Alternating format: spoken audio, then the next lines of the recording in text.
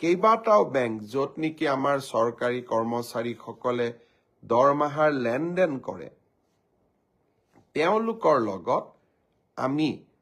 বুজাবুজিৰ চুক্তি স্বাক্ষৰ কৰিম অৰ্থাৎ 1 তাৰিখৰ পৰাই এই কেবিনেট সিদ্ধান্ত কাৰ্যকৰী হ'ব।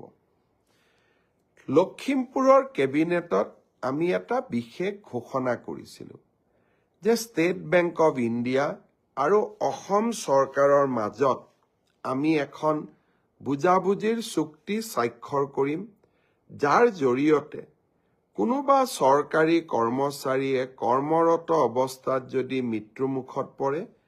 তেওঁলোকে 5 লাখ টকাৰ পৰা 10 লাখ টকা তেওঁলোকৰ পৰিয়ালে অতিৰিক্ত লাইফ ইন্সুৰেন্স পাব চৰকাৰৰ পৰা পোৱা সহায়ৰ উপৰিও দুৰ্ঘটনাজনিত কাৰণত মৃত্যু হলে 1 কোটি টকা পৰিয়ালটোৱে পাব আৰু যদি দুৰ্ঘটনাত পাৰ্মানেন্ট ডিজেবল হয় তেতিয়াও তেওঁলোকে 70 লাখ টকা তেওঁলোকে পৰিয়ালটোৱে লাভ কৰিব।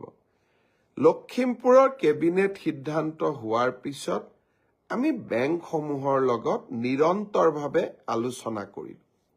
অহা 1 তাৰিখে 1 জানুৱাৰী তাৰিখে নতুন বছৰৰ আৰম্ভণিতে state bank of India, union bank of India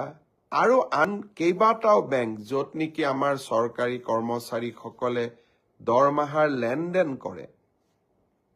তেওঁলোকৰ লগত আমি বুজাবুজিৰ চুক্তি স্বাক্ষৰ কৰিম অৰ্থাৎ